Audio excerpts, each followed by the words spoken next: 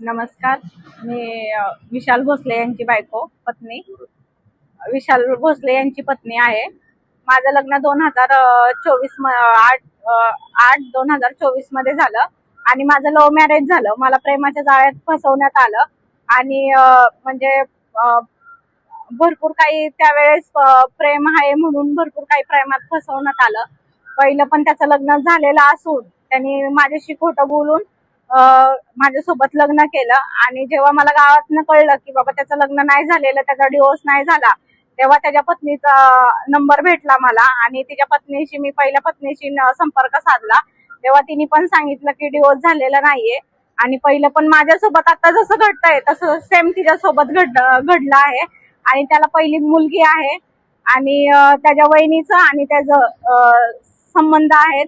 मी स्वतः त्यांना घरात बघितलंय, एकदा सोडून भरपूर वेळा त्यांना बघितलंय, त्याच्यावरनं भरपूर वेळा वाद पण झाले.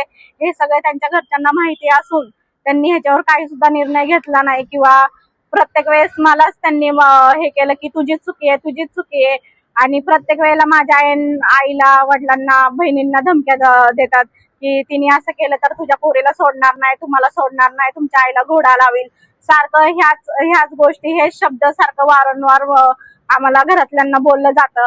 ह्याच्यामध्ये माझ्या घरच्यांचा लग्नामध्ये काही संबंध नसून माझ्या घरचे कोणी लग्नाला नव्हते, फक्त मी एकटी होते तिथं आणि त्याची पूर्ण फॅमिली होती, त्याची पूर्ण नातेवाईक होते लग्नाला.